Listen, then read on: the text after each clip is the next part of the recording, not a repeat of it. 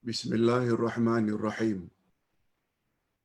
Alhamdulillah nahmaduhu wa nasta'inuhu wa nastaghfiruh wa na'udzu billahi min syururi anfusina wa min sayyiati a'malina. May yahdihillahu fala mudilla lahu wa may yudlil fala hadiya lahu. Asyhadu an la ilaha illallah wahdahu la syarika lahu wa asyhadu anna Muhammadan abduhu wa rasuluh la nabiyya ba'dah. Allahumma salli wa sallim ala nabiyyina Muhammad wa ala alihi wa sahbihi ajma'in, amma ba'd.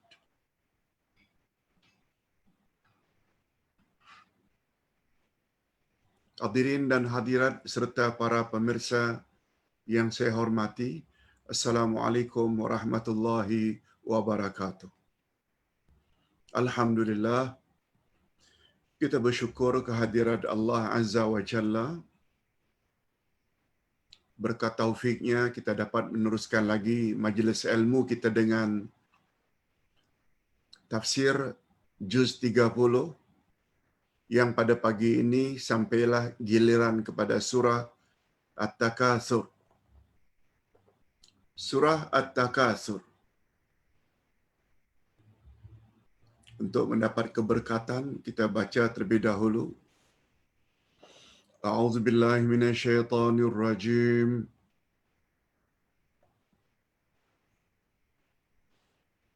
Bismillahirrahmanirrahim. Alhaakumut takatsur hatta zurtumul maqabir. Kalla sawfa ta'lamun. Thumma kalla sawfa ta'lamun. Kalla law ta'lamuna ilmal yaqin. Latarawunnal jahim. Thumma latarawunnaha 'ainal yaqin. Thumma latus'alunna yawma idzin 'anin na'im. Demikian 8 ayat yang terkandung di dalam surat At-Takatsur.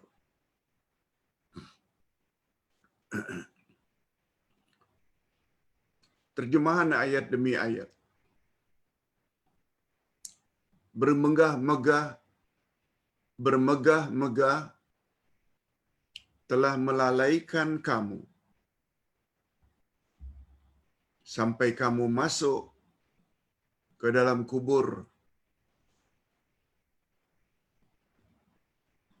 Janganlah begitu, kelak kamu akan mengetahui akibat perbuatanmu itu. Dan janganlah begitu, kelak kamu akan mengetahui. Janganlah begitu, jika kamu mengetahui dengan pengetahuan yang yakin. Niscaya kamu benar-benar akan melihat neraka jahim. Dan sesungguhnya kamu benar-benar akan melihatnya dengan ainul yakin. Kemudian kamu pasti akan ditanya pada hari itu tentang kenikmatan yang kamu megah-megahkan di dunia itu. Okey, itu baru terjemahan harfiah, literal translation. Kita masih lagi belum dapat memahami secara sempurna, kecuali kalau kita kembali kepada terjemah yang satu lagi, yang dipanggil dengan terjemah ma'nawiyah, yang dalam istilah lain dipanggil dengan tafsir atau tadabbur. Baik. Makna perkataan demi perkataan itu barangkali dapat kita baca sendiri.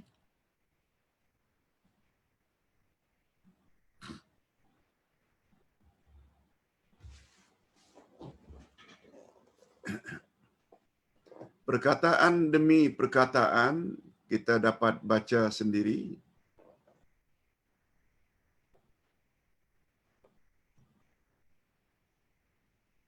Nah, sekarang kita masuk kepada bahagian muqaddimah.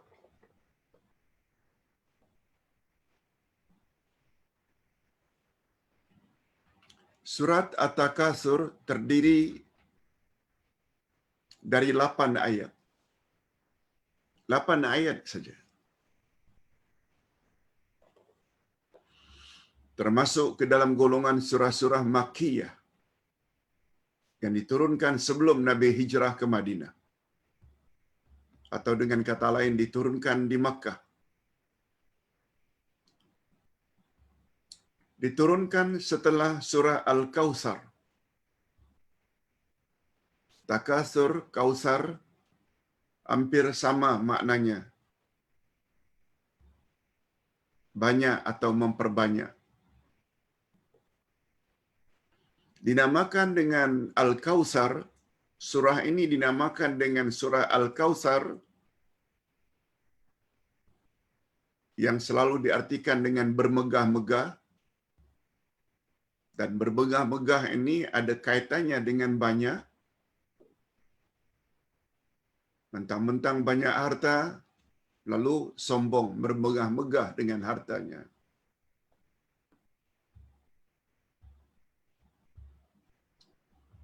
Karena banyak pengikut atau penyokong, akhirnya boleh membawa manusia kepada sombong, bermegah-megah karena mempunyai penyokong yang ramai. Itu maksudnya. Diambil dari perkataan Al-Kautsar yang dapat pada ayat yang pertama. Alhaakumut takatsur, telah melalaikan kamu sikap at-takatsur, berbangga-bangga. Disebabkan karena apa? Karena memiliki sesuatu dalam jumlah yang banyak. Okey. Sebelum kita sampai kepada tafsir, bagus juga kita tahu apa sebab surah ini turun. Yang dipanggil dalam istilah ilmu tafsir dengan asbabun nuzul. Mengapa surah ini turun atau diturunkan oleh Allah?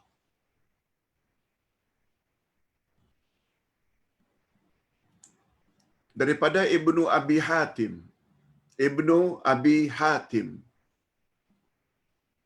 dikeluarkan oleh Ibnu Jarir dari Ali radhiyallahu anhu, dari Sayyidina Ali radhiyallahu anhu katanya. Apa kata Sayyidina Ali? Kunna nashukku fi adzabil qabri hatta nuzilat alhaakumut takatsur ila summa kalla sawfa ta'lamun fi adzabil qabri. Ini komen Sayyidina Ali. Kami dulunya pada permulaannya agak ragu tentang adanya azab kubur.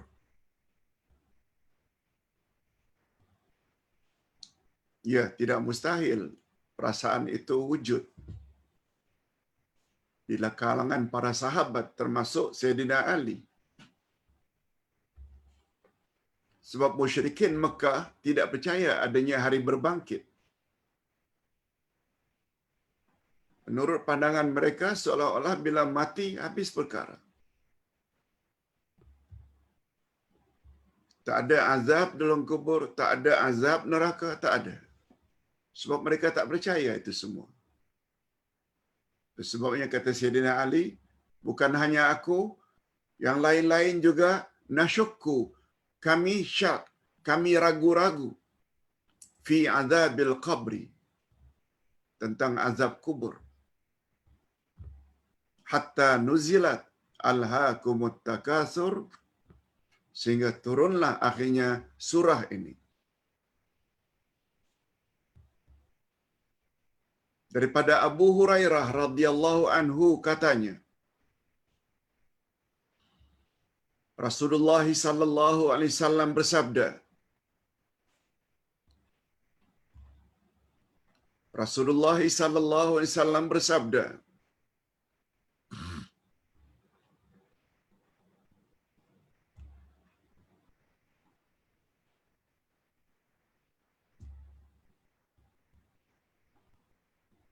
apa sabda Nabi sallallahu alaihi wasallam?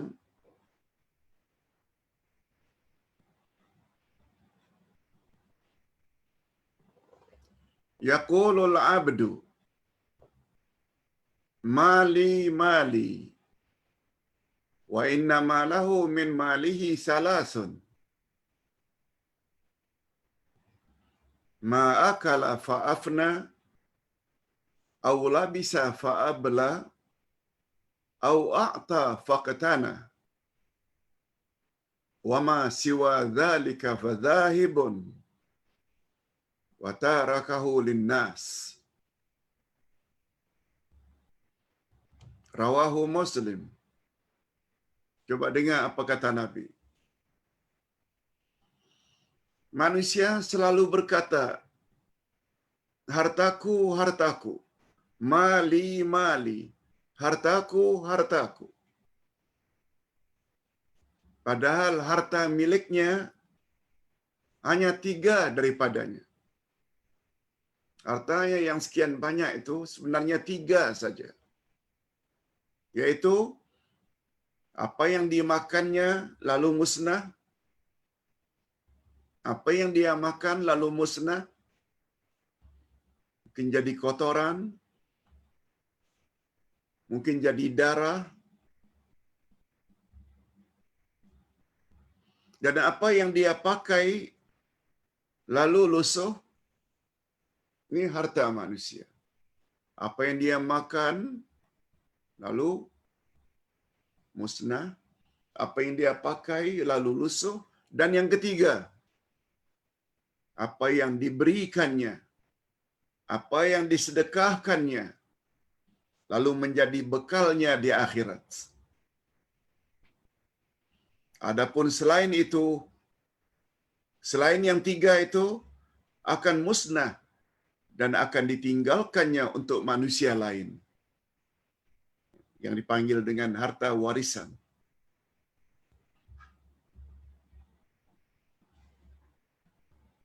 Itu sebabnya sebelum mati, dan ada kelebihan, pandai-pandailah menyalurkannya, yang kelak kita akan terima ganjarannya di akhirat nanti. Malah di alam kubur kita akan terima ganjaran pahalanya. Apa yang kita wakafkan, apa yang kita infak, apa yang kita derma, apa yang kita sumbang untuk pembinaan masjid, untuk rumah-rumah tahfiz, dan lain-lain, itu semua menjadi hak milik kita nanti setelah kita mati. Sekali lagi saya ulangi, manusia berkata itu hartaku, itu hartaku.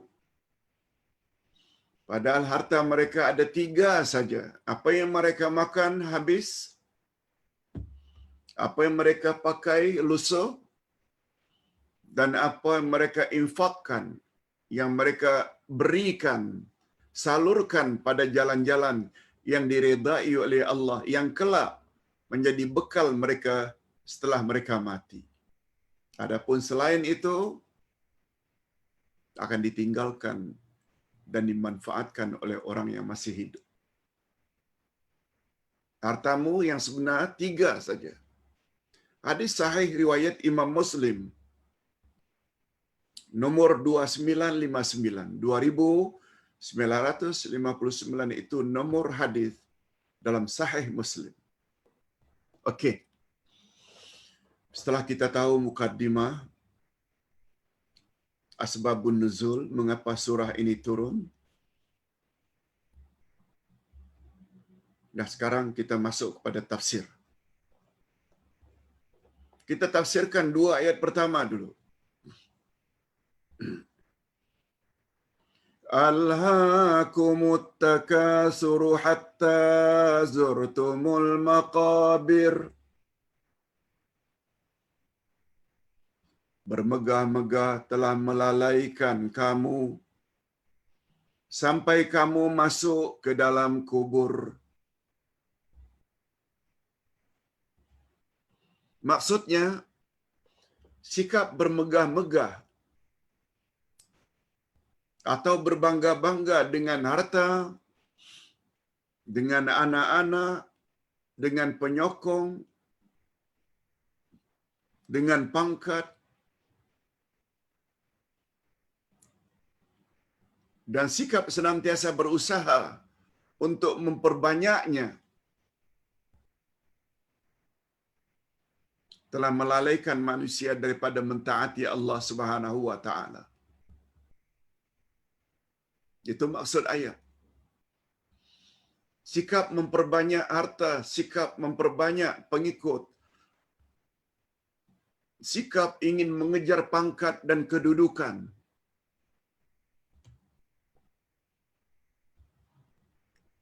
tak kisah dengan cara yang betul ke atau tidak betul, tak kisah.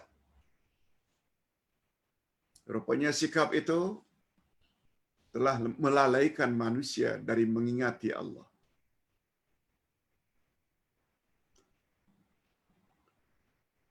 Telah melalaikan manusia dari mengingati Allah, mentaati Allah,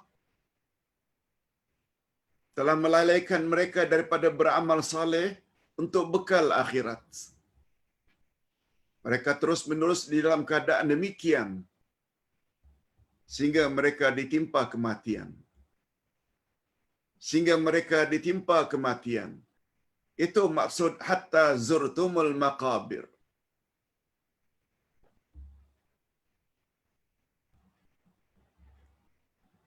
Hatta dalam kaedah bahasa Arab, dia adalah huruf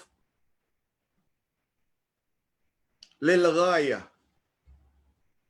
Hatta yang bahasa kita sehingga, dalam kaedah bahasa Arab, kata ulama tafsir, dia mengandung makna lil ghayah, untuk menyatakan berakhirnya sesuatu. Bermegah-megah dengan banyak harta, dengan banyak penyokong, dengan tingginya pangkat, telah melalaikan manusia. Bila berakhir sikap itu sebab sambungannya hatta, barulah berakhir zurtumul maqabir. Bila kamu masuk kubur. Bila masuk kubur, baru tak ada lagi angan-angan untuk memperbanyak harta, penyokong, dan lain-lain. Pangkat ini dan pangkat itu. Bila dah mati.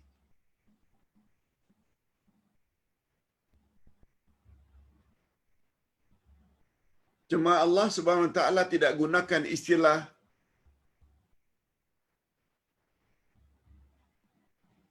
dakhaltum, hatta dakhaltum, sehingga kamu masuk. Dukhul itu masuk. Tapi Allah gunakan istilah hatta zurtumul maqabir, sehingga kamu ziarah kubur. Nabi tidak gunakan istilah sehingga masuk kubur.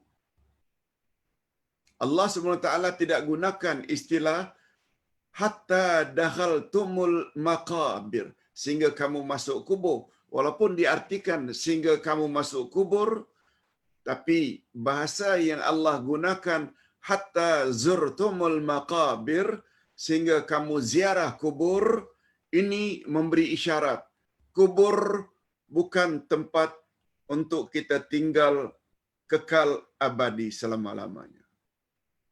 Itu rahasianya. Sebab ziarah, nama pun ziarah, hanya datang sebentar untuk selanjutnya pergi. Nama pun ziarah. Bila kita ziarah, kita akan balik lagi. Macam masa cuti sekarang ini.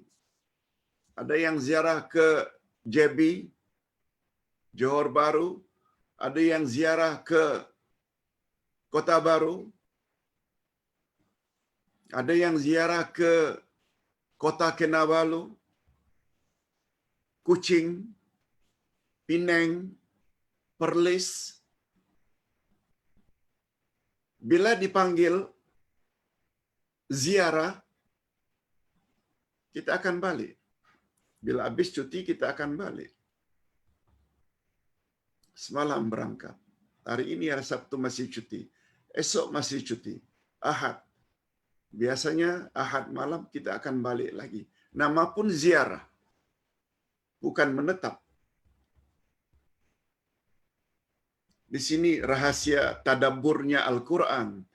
Penggunaan hatta dengan makna sehingga dengan makna berakhirnya sesuatu. Sebab kata Nabi sallallahu alaihi wasallam dalam satu hadis, manusia apabila memiliki harta sebesar gunung Uhud, niscaya manusia tetap menginginkan gunung Uhud yang kedua. Walau banyak macam manapun harta, dia tetap menginginkan untuk tambah lagi hartanya. Kata Nabi, andai kata seseorang itu telah memiliki harta sebesar gunung Uhud, dia tetap menginginkan untuk memiliki gunung Uhud yang kedua. Maksudnya manusia tak pernah puas untuk menambah-nambah sesuatu yang dia inginkan. Tapi bila berakhir, nah Allah sebut, itu sebabnya Allah gunakan istilah hatta, sehingga, dan faedah perkataan sehingga ini harfun lil ghayah. Huruf untuk menyatakan barulah berakhir angan-angan menambah harta, angan-angan menambah penyokong bila dah ziarah kubur.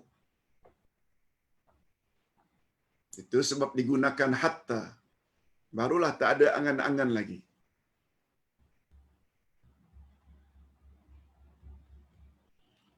Adapun istilah zurtumul maqabir, bukan dakhaltumul makabir, sehingga kamu masuk kubur, bukan masuk dakhaltum, tapi zurtum, ia memberi isyarat bahwa kuburan itu sekedar transit saja.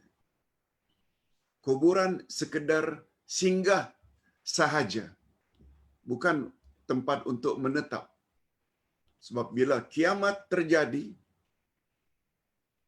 khasnya setelah tiupan sangkakala kedua, semua manusia dalam kubur akan bangkit untuk berpindah ke negeri yang terakhir, dari alam barzah ke alam kubur. Maaf, dari alam barzah ke alam akhirat. Dari alam kubur ke alam akhirat. Itu sebabnya penggunaannya hatta zurtumul maqabir. Perkataan menziarahi kubur itu memberi isyarat kubur bukan tempat tinggal kita untuk selama-lamanya. Transit saja. Itu sebabnya dalam kubur ada namanya azab kubur, bukan azab neraka. Azab kubur beza dengan azab neraka. Azab kubur dikubur, dalam kubur. Azab neraka baru terjadi setelah kiamat, setelah berhisab, setelah meniti siratal mustaqim. Itu sebabnya kita mohon kepada Allah, bukan hanya daripada azab neraka, tapi juga dari azab kubur, sebagaimana yang diajar oleh Nabi, Allahumma inni a'udzubika min azabil qabri wa azabin nar. Ya Allah, aku mohon dilindungi dari azab kubur dan azab neraka. Dia dua azab yang berbeza. Okey, kita teruskan.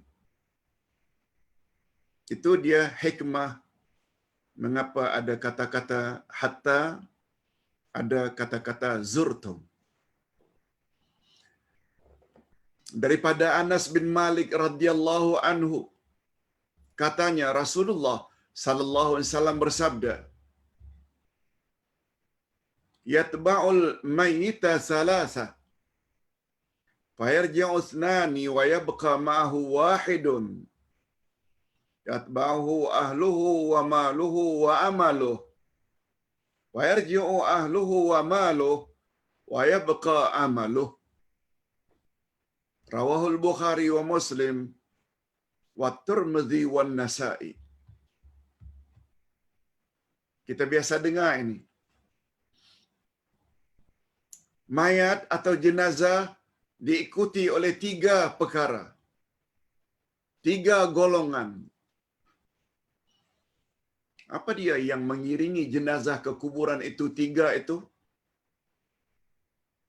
2 daripada 3 ini akan balik. Akan pulang. Dan 1 yang akan kekal tetap bersama jenazah dalam kubur. 3 perkara yang mengikuti itu ialah keluarganya, hartanya, dan amalannya. Lalu yang akan kembali, keluarganya dan hartanya. Akan balik. Tak mau masuk bersama dalam kubur. Kalau masuk pun sebentar saja untuk meletakkan jenazah di lubang lahat, kemudian dia akan naik balik. Lalu jenazah ditimbus seorang diri. Tapi bersama jenazah itu ada 1. Kalau 2 tadi balik, walaupun ke kuburan dibawa dengan kereta mewahnya, walaupun yang mengantarnya itu suaminya atau anak-anaknya, mereka akan balik. Sedangkan yang tetap kekal bersama jenazah dalam kubur adalah amalannya. Amalannya. Amal. Itu bekal kita di akhirat nanti. Kita pernah sebut, sebelum ini yang akan menolong kita di akhirat nanti, di akhirat ya, bukan di alam barzah, di akhirat. Ada 3. Amal kita, amal saleh. Yang kedua syafaat. Dan yang ketiga rahmat Allah. Tapi di alam kubur yang boleh menolong kita 1 saja. Amal kita.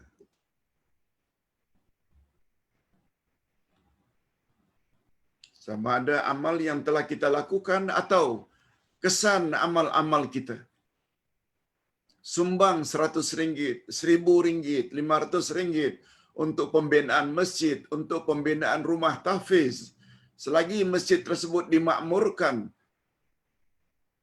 markas tahfiz terus dikembangkan hafazan Quran, maka dalam kubur selama itu pula lah kita akan terima ganjarannya.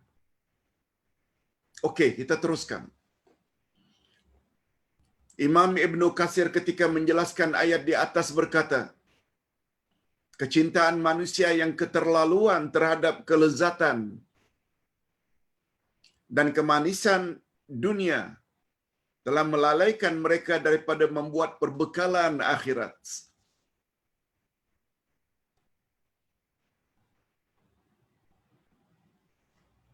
Itu kata Imam Ibn Katsir.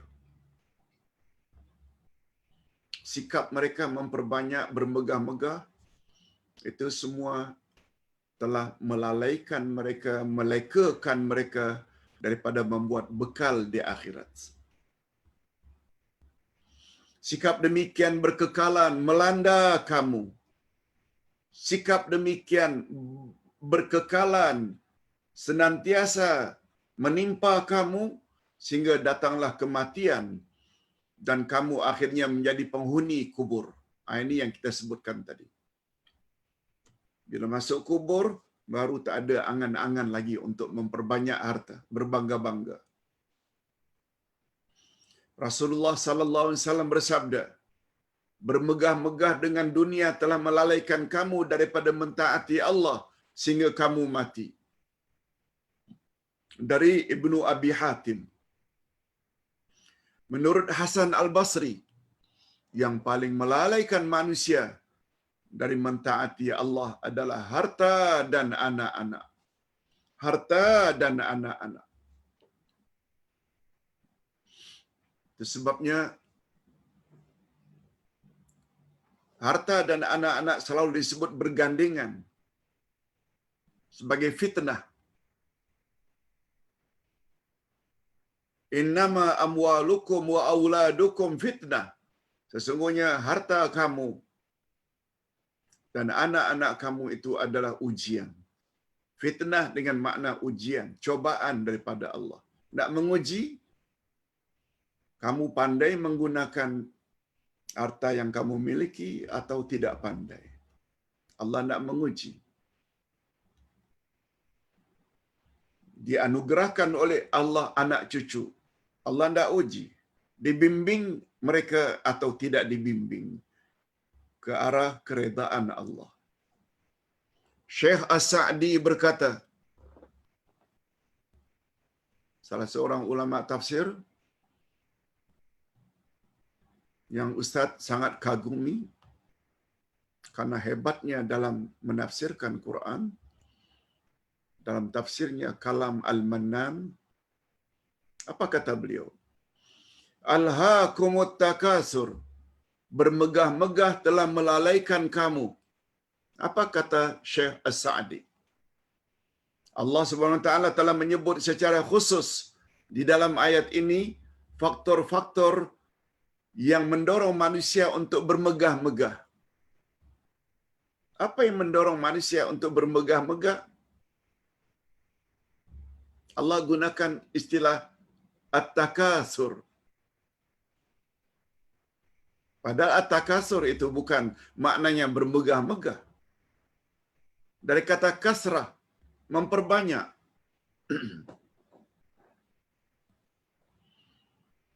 Oleh itu, mencakupi semua perkara.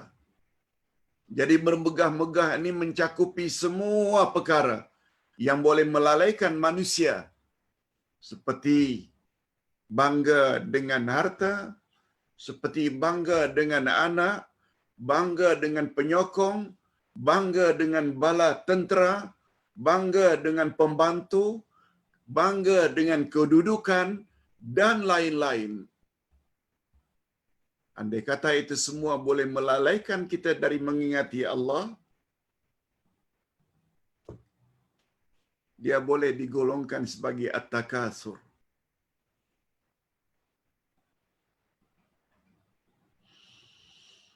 Yang boleh mendorong seseorang untuk berbangga-bangga dan bermegah-megah satu dengan yang lain.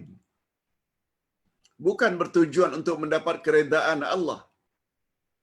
Hanya hendak bermegah-megah saja. Hendak tunjukkan pada orang lain, aku hebat. Mereka berterusan di dalam keadaan demikian sehingga mereka mati. Hatta zurtumul maqabir. Ingat, hatta barulah berakhir angan-angan itu. Zurtumul maqabir. Masuk kubur, baru tak ada angan-angan untuk perkara-perkara itu. Ingat, istilah zurtum itu bukan dakhaltum, memberi isyarat. Masuk kubur itu sementara saja. Berapa lama Ustaz kita berada di kubur? Dia sangat tergantung bila kita mati dan bila kiamat bangkit dari kubur. Tentu saja orang-orang awal seperti Adam, Nuh, Ibrahim, yang mereka saat ini masih lagi berada di alam kubur, tentu mereka lebih lama berbanding dengan umat Nabi Muhammad sallallahu alaihi wasallam.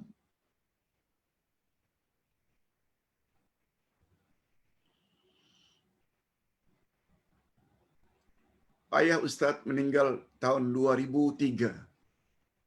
Dah 17 tahun. Bermakna beliau sudah berada di alam barzakh 17 tahun.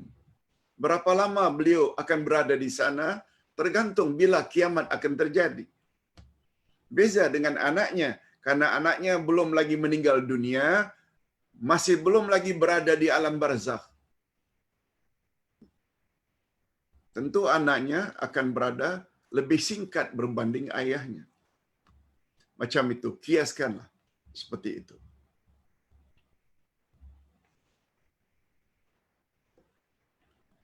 Namun demikian, masuk kubur tetap dipanggil ziarah. Ziarah dengan isyarat bukan tempat kita menetap. Namun demikian, dalam kubur ada nikmat dan ada azab. Yang dipanggil dengan azab kubur dan nikmat kubur. Bukan azab neraka, bukan nikmat syurga. Demikian dalam ilmu akidah. Okey, kita teruskan. Sedangkan kata Syekh As-Sa'di, ungkapan hatta zurtumul maqabir, ini yang Ustaz jelaskan tadi. Sampai kamu masuk ke dalam kubur. Terjemah asalnya sehingga kamu menziarahi kubur. Ungkapan ini menunjukkan bahawa alam barzakh atau alam kubur hanya suatu negeri yang bersifat sementara untuk menuju ke negeri akhirat. Karena Allah SWT menggunakan istilah zurtum, ziarah, bukan menetap. Makastum atau dakhaltum. Allah tak gunakan istilah itu supaya kamu menetap dalam kubur. Tak. Tapi zurtum, sebab orang yang menziarahi pasti akan meninggalkan tempat yang diziarahinya. Asy-Syihab berkata, ungkapan ini juga menunjukkan akan adanya kebangkitan. Sebab kita berada dalam kubur untuk sementara. Kelak kita akan ke mana? Kita akan dibangkitkan dari kubur untuk menuju ke alam akhirat. Sama ada syurga atau neraka. Na'udzubillah min dzalik. Okey, kita teruskan dengan ayat berikut. 3 ayat berikut. Ayat 3, 4 dan 5. Kalla sawfa ta'lamuna summa kalla sawfa ta'lamun. Kalla law ta'lamuna ilmal yaqin. Janganlah begitu.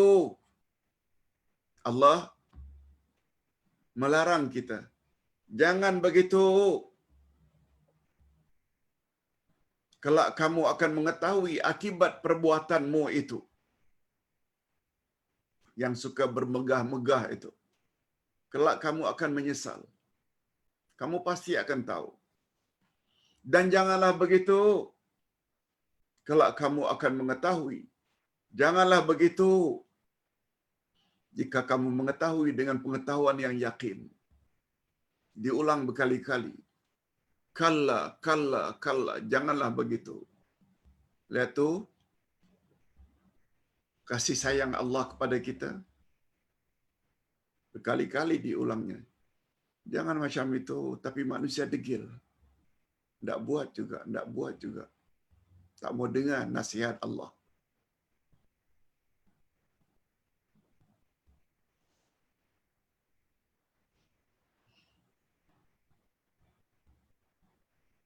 Maksudnya, sekarang kita tengok tafsirannya. Tidak sepatutnya kamu bersikap demikian. Kelak kamu akan mengetahui akibat sikap dan perbuatanmu bermegah-megah itu jika kamu sudah mati. Sekarang memang tak terasa karena masih hidup. Karena terlalu ingin disanjung, terus dan terus mencari apa yang dia inginkan.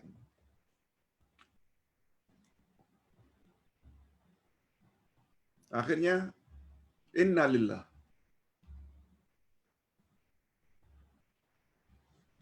yang dikejar tak dapat, lalu mati. Na'udzubillahi min dzalik.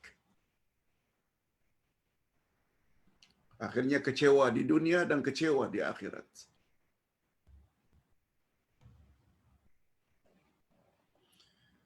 Ungkapan ta'lamun, kamu akan mengetahui. Ungkapan ta'lamun, nanti kamu akan mengetahui. Diulang 3 kali sampai 3 kali.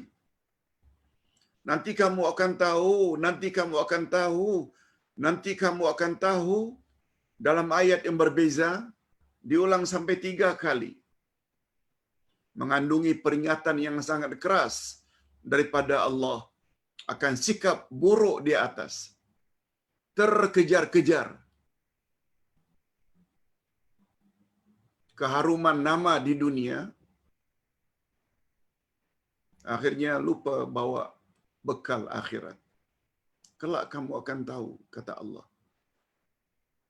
Nah, kalau dilihat pula tafsirannya, mengapa sampai 3 kali, ulama tafsir berusaha memberi ulasan. Kelak kamu akan tahu, yang pertama, kamu akan mengetahui ketika kamu masuk kubur. 1. Yang kedua, kelak kamu akan tahu, kamu akan mengetahui ketika kamu keluar dari kubur. Pertama masuk, setelah mati, dalam kubur kamu akan tahu akibat sikapmu yang bermegah-megah itu. Yang kedua, kamu akan tahu ketika bangkit dari kubur untuk ditimbang amalan. Kamu akan tahu yang ketiga pula, kamu akan mengetahui ketika dihimpunkan di hadapan Allah di padang mahsyar. Ketika masuk kubur, ketika keluar kubur, dan di padang mahsyar amal ditimbang. Baru kita tahu bahwa langkah-langkah yang kita pilih dulu ketika di dunia membuat kita menyesal tak habis-habisnya. Sungguh, jika kamu benar-benar mengetahui apakah balasan yang bakal kamu temui di dalam kuburmu, dan ketika kamu akan dibangkitkan, niscaya kamu tidak akan disibukkan oleh sikap bermegah-megah dengan harta tersebut. Bermegah-megah dengan harta kah, bermegah-megah dengan anak kah, bermegah-megah dengan pangkat, kedudukan, status kah, semuanya. Takasur itu tadi kita dah sebut umum, sifatnya umum.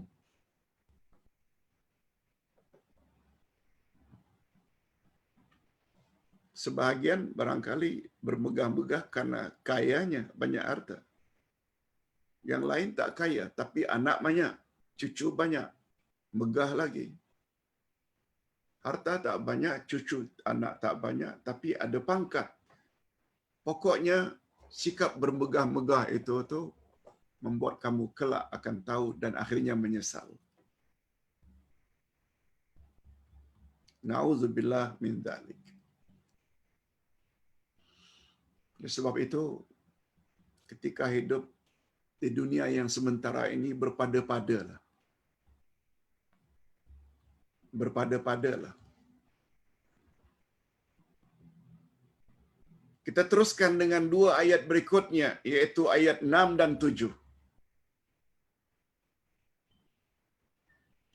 La tarawunnal jahim thumma la tarawunnaha 'ainal yaqin.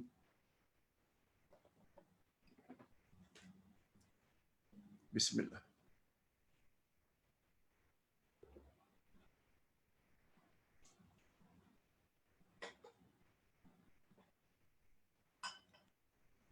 Apa kata Allah berikutnya?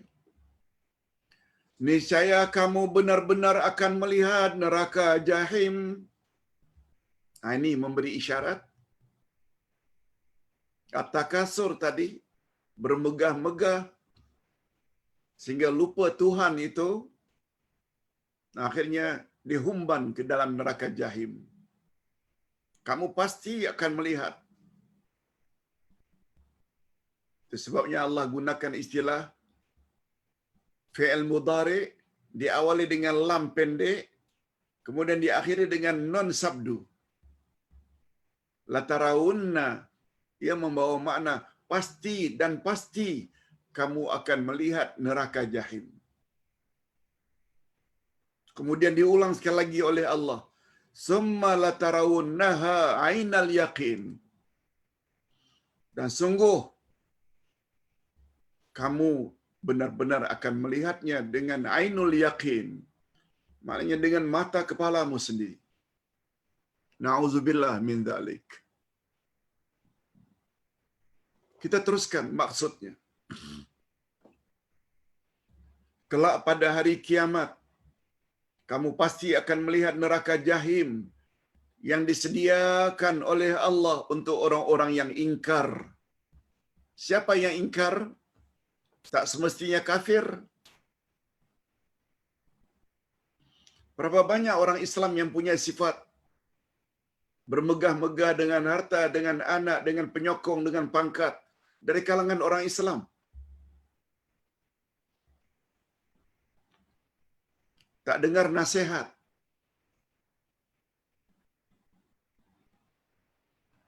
Itu sebabnya Allah gunakan istilah orang yang ingkar. Tak semestinya orang kafir. Kelak pada hari kiamat, kamu pasti akan melihat neraka jahim yang disediakan oleh Allah untuk orang-orang yang ingkar. Ingkar dengan makna yang tidak mau patuh dengan nasihat ilahi.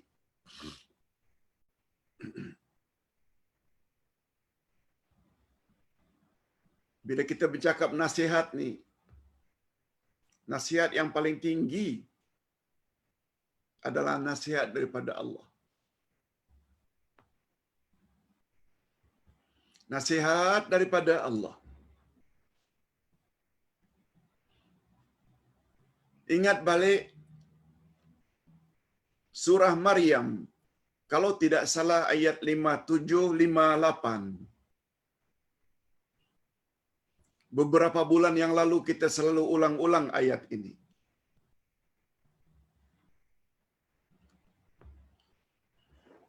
Ya ayyuhan nasu qad ja'atkum mau'izatum min rabbikum wa shifaa'un lima fis sudur wa hudan wa rahmatul lil mu'minin. Ustaz ulang sekali lagi. Ya ayyuhan nasu qad ja'atkum mau'izatum min rabbikum wa shifaa'un lima fis sudur wa hudan wa rahmah lil mu'minin. Sekalian manusia, telah datang kepada kamu nasihat dari Tuhanmu. Sepakat ulama tafsir kata nasihat di sini telah datang kepada kamu, maksudnya Al-Quran. Yang kedua, selain berperanan sebagai penasihat, syifa'ul lima fis sudur, dia adalah obat apa yang terdapat di dalam hatimu. Yang ketiga, hudan, dia adalah hidayah, petunjuk, pedoman. Warahmatun, dan dia adalah rahmat. Tapi untuk siapa? Lil mu'minin, bagi orang-orang yang beriman. Kemudian Allah suruh Nabi Muhammad sallallahu alaihi wasallam menyampaikan pada umatnya, qul bi fadlillahi wa bi rahmatih fa bidzalika falyafrahu. Katakan hai Muhammad, dengan memiliki Al-Quran, bifadli wa rahmati, dan kecenderungan hati terhadap Al-Quran dengan memiliki Al-Quran dan kecenderungan hati mempelajari dan mengamalkan Quran, hendaklah mereka bergembira ria. Allah suruh supaya kita happy dengan memiliki Al-Quran, bukan sekedar memiliki, wa birahmati, kecenderungan hati mempelajari Al-Quran. Bila ada dua itu, Allah suruh agar kita gembira. Lalu apa kata Allah pada penghujung ayat 58? Huwa khairum mimma yajma'un. Memiliki Al-Quran dan mempelajari kandungannya itu adalah lebih baik daripada apa yang kamu kumpulkan. Memiliki Quran dan menjadikan Al-Quran itu sebagai pedoman hidup, walaupun hidup tidak kaya, walaupun tidak ada pangkat, walaupun dicemooh oleh ramai orang, huwa khairun, dia adalah better, lebih baik, mimma yajma'un, dari apa yang mereka himpunkan. Apa biasanya yang manusia selalu himpun, kumpul? Harta, anak, pangkat, kedudukan. Tak ada semuanya itu bila dibanding dengan kita memiliki Al-Quran, memahaminya dan mengamalkannya dalam hidup. Itu adalah lebih baik. Allah yang cakap, bukan ustaz. Lihat surat Maryam 57-58. Mudah-mudahan kita diberi oleh Allah kekuatan untuk memiliki Al-Quran dan suka hati mempelajari Al-Quran, sebab di dalamnya penuh dengan nasihat. Sebabnya orang yang tak dengar nasihat ini, yang telah dilalaikan oleh sikap bermegah-megah karena memperbanyak ini dan itu, mereka nanti akan dihumban dalam neraka jahim. Ustaz ulang sekali lagi. Maksudnya kelak pada hari kiamat kamu pasti akan melihat neraka jahim yang disediakan oleh Allah untuk orang-orang yang ingkar. Ungkapan melihat diulang 2 kali di sini. Melihat diulang 2 kali di sini. Latarawunnal jahim. Summa latarawunnaha. Pasti kamu akan tengok, pasti kamu akan tengok. Kalau tadi kita dah sebut, kamu pasti akan mengetahui, diulang 3 kali. Kamu akan mengetahui akibatnya. Pertama, di alam kubur. Yang kedua, ketika kamu dibangkitkan dari kubur. Yang ketiga, ketika kamu berada di padang mahsyar. Baru kamu tahu.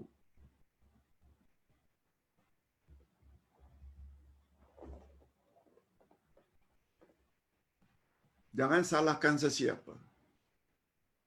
Guru-guru kita dah beritahu dah.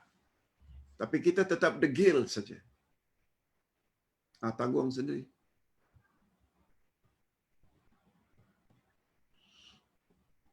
Nah, dalam hal ini pula, bahagian yang terakhir, Allah ulang, kamu pasti lihat apa pula? Rahasia di balik 2 kali. Kamu pasti akan melihat, ini dia. Maksudnya, ungkapan melihat diulang 2 kali di sini untuk menyatakan kepastian. Apalagi ada kata-kata latarawunna, ada lam pendek, ada nun sabdu, summa latarawunna, maknanya kamu pasti dan pasti akan melihat, kamu pasti dan pasti akan melihat. Itu maksudnya ungkapan melihat neraka jahim adalah kiasan bagi merasakan siksaan jahim. Bukan hanya lihat, dia adalah kiasan. Melihat itu maknanya kamu akan rasakan neraka jahim. Kiasan seumpama ini sangat banyak dalam Al-Quranul Karim. Nah, kita sampai ke ayat yang terakhir. Ayat yang ke-8. Summa latus'alunna yawma idzin 'anin na'im. Kemudian kamu pasti akan ditanya pada hari itu tentang kenikmatan yang kamu megah-megahkan di dunia itu. Lagi-lagi menggunakan latus alunna. Kamu pasti dan pasti akan ditanya tentang nikmat yang kamu telah salah gunakan itu. Maksudnya, setiap manusia pasti akan ditanya di akhirat nanti tentang nikmat yang dianugerahkan oleh Allah kepadanya.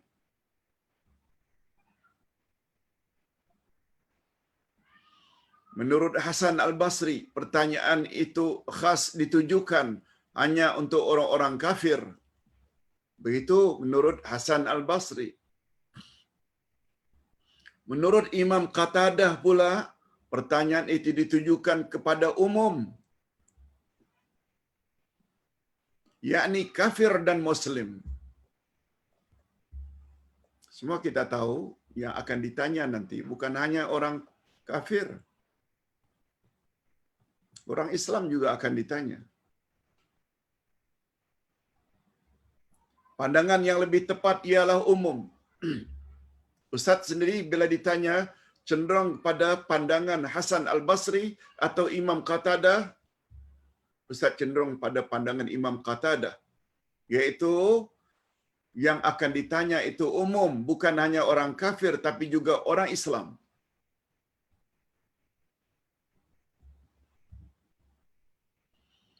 Tetapi soalan kepada orang-orang kafir bertujuan sebagai penghinaan.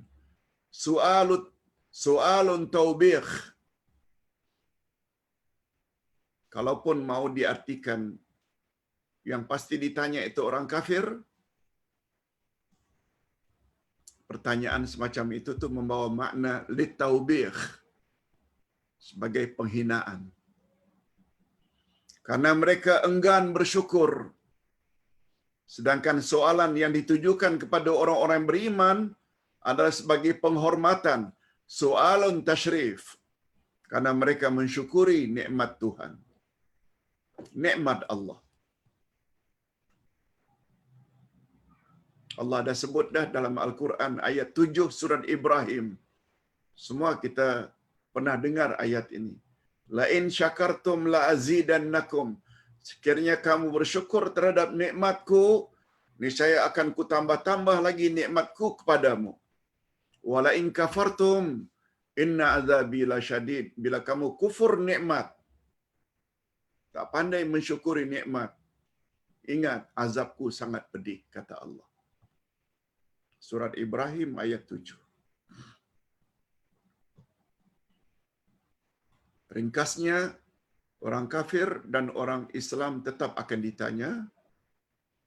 Cuma tujuan pertanyaan pada orang kafir, walaupun Allah dah tahu segala-galanya, itu adalah untuk menghina mereka.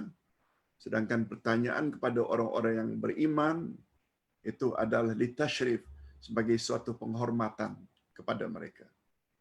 Para ulama tafsir juga berbeza pendapat tentang nikmat yang akan ditanyakan itu.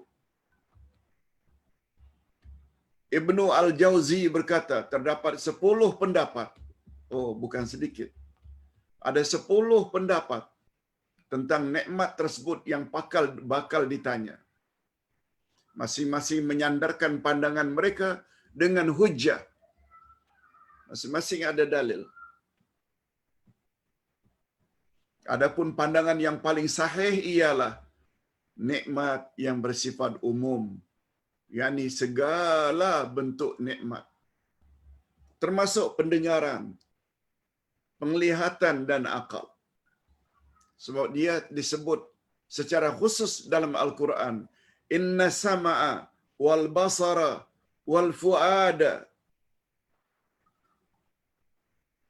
kullu ulaika kana anhu mas'ula. Sesungguhnya pendengaranmu, penglihatanmu dan akalmu atau hatimu, ketiga-tiganya pasti akan ditanya oleh Allah di akhirat nanti. Jadi yang ditanya itu umum sifatnya. Termasuk nikmat kesehatan dan nikmat masa lapang. Sebab Nabi bersabda, nikmatani maghbunun katsirun minan nas, as-sihhah wal faral, atau kama qala Rasul. Ada dua nikmat, sungguh banyak manusia tidak pandai mensyukurinya, yaitu kesehatan dan masa lapang. Semua akan ditanya nanti. Itu sebabnya Nabi pernah bersabda dalam satu hadis sahih, "Igtanim khamsan qabla khamsin." Manfaatkan yang 5 sebelum datang yang 5. Manfaatkan masa mudamu sebelum tuamu. Manfaatkan masa kayamu sebelum miskinmu.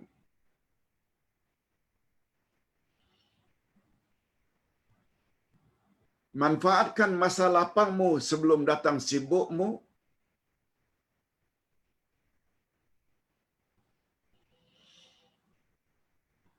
Manfaatkan masa sehatmu sebelum sakitmu. Dan yang kelima, manfaatkan masa hidupmu sebelum datang matimu. Kematian boleh datang bila-bila masa. Jangan terlalu takut dengan COVID-19.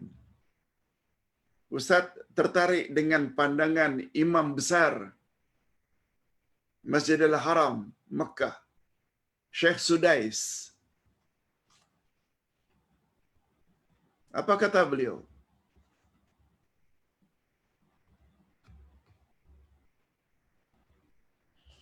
Kemungkinan kita ini mati karena COVID-19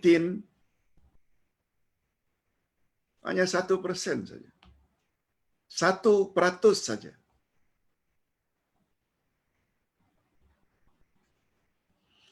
Kemungkinan kita ini mati disebabkan COVID-19, kemungkinan itu 1% saja. Tetapi, kata beliau,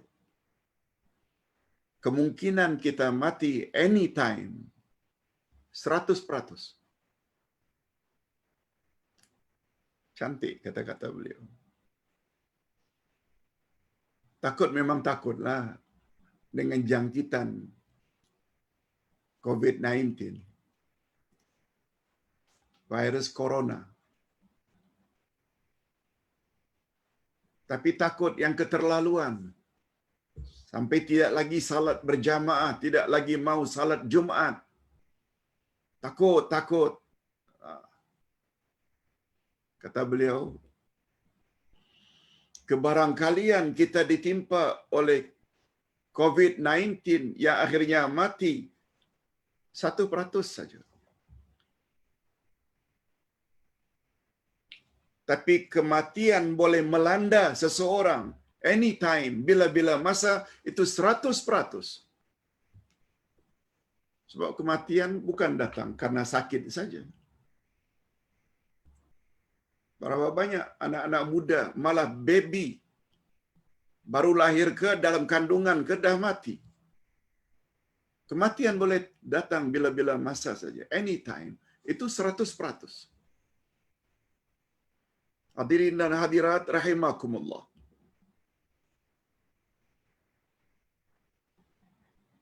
Para ulama tafsir juga berbeza pendapat tentang nikmat yang akan ditanyakan itu. Nah, kita tadi setuju semua nikmat akan ditanya. Imam Ibn Jarir berkata, apa kata Imam Ibn Jarir At-Tabari? Allah Subhanahu Wa Taala tidak mengkhususkan jenis nikmat yang akan ditanyakan di dalam ayat di atas. Allah tak khaskan, tapi menyebutnya secara umum. Ini bermakna semua nikmat akan ditanya oleh Allah. Oleh sebab itulah Imam Mujahid berkata, an kulli syai'in min lazzatid dunya. Maksudnya segala bentuk kelezatan dunia semua akan ditanya.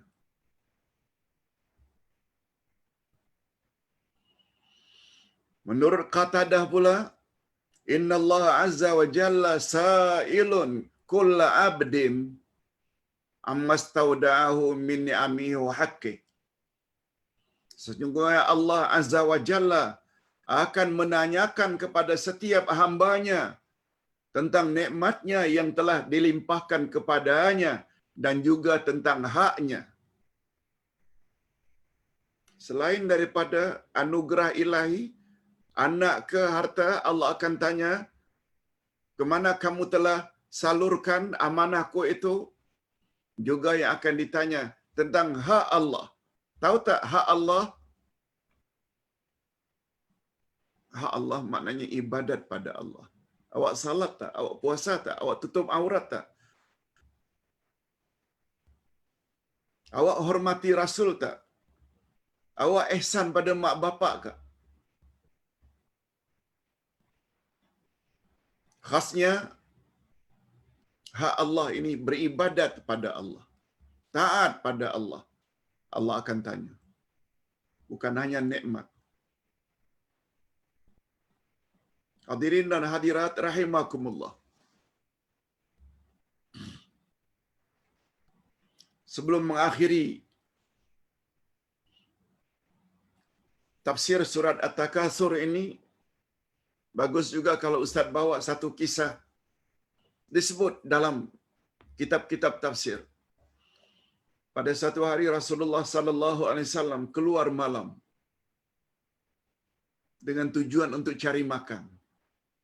Tak disebut makan apa.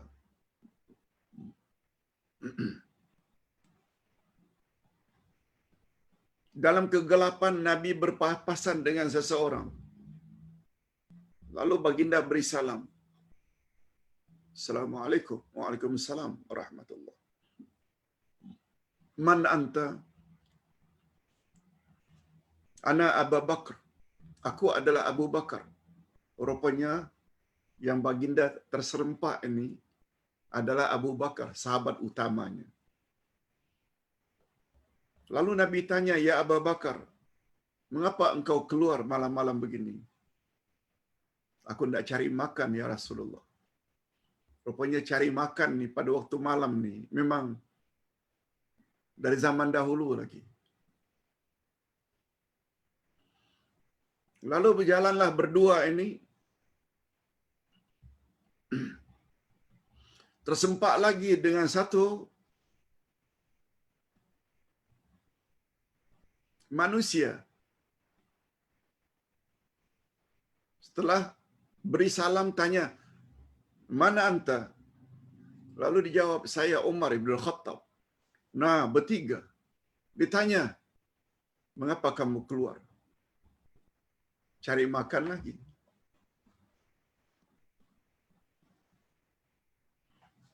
Lalu ringkasnya bertiga ini pergi ke rumah seorang sahabat.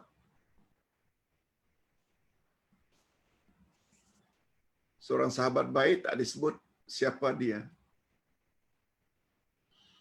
Dengan kedatangan tiga insan yang sangat mulia ini dalam pandangannya, tentu saja juga dalam pandangan kita yang berpahaman Ahlus Sunnah wal Jamaah, Rasulullah, Abu Bakar, Umar, membuat sahibul bait, tuan rumah, sangat gembira, happy, sehingga malam itu dia masakan makan malam yang istimewa. Makan malam yang istimewa.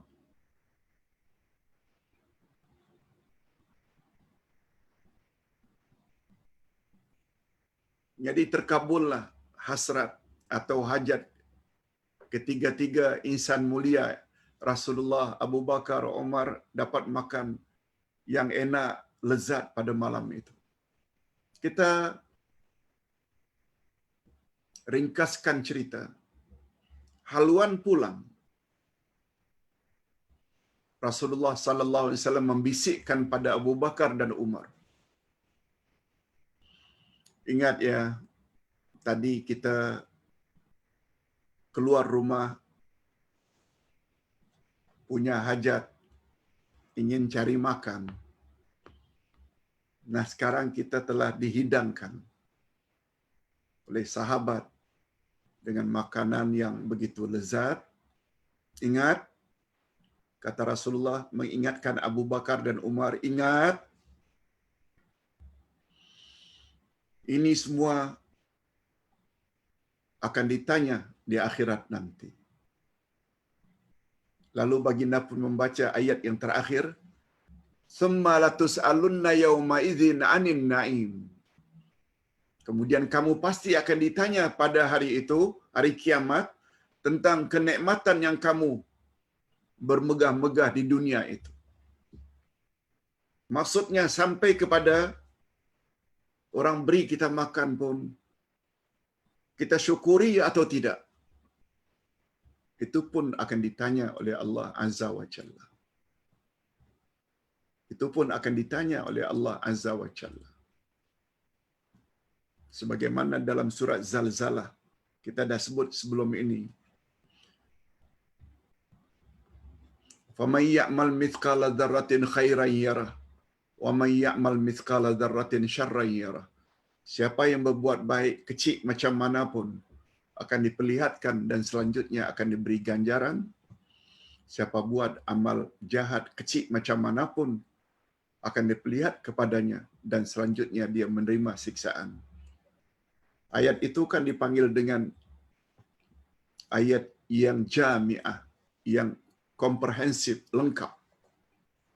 Sekali lagi, hadirin dan hadirat, kesimpulan daripada surat At-Takasur ini, pertama sekali,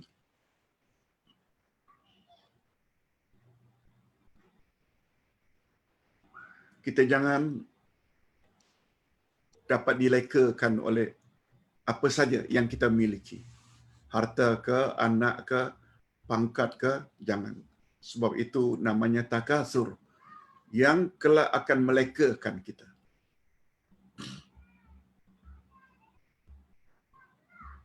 Yang akan melekakan kita. Tidak salah dalam Islam untuk memiliki sesuatu, sebab Nabi SAW pernah menyebut, ada 4 perkara yang boleh membahagiakan kamu di dunia. Ingat, yang boleh membahagiakan kita di dunia ni ada 4. Pasangan yang saleh, kalau punya suami, suami yang saleh, kalau punya isteri, isteri yang salihah, itu dia yang perlu kita miliki pertama-tama. Pasangan yang saleh atau salihah. Yang kedua, rumah yang luas, rumah yang selesa. Itu di antara ciri-ciri kebahagiaan di dunia. Yang ketiga, al-jarus saleh, jiran yang baik. Dan yang keempat, al-markabul hani, yaitu kenderaan yang selesa. Lalu Nabi sebut, tanda-tanda kesengsaraan di dunia pula ada 4. Pasangan yang tidak saleh, pasangan yang tidak baik.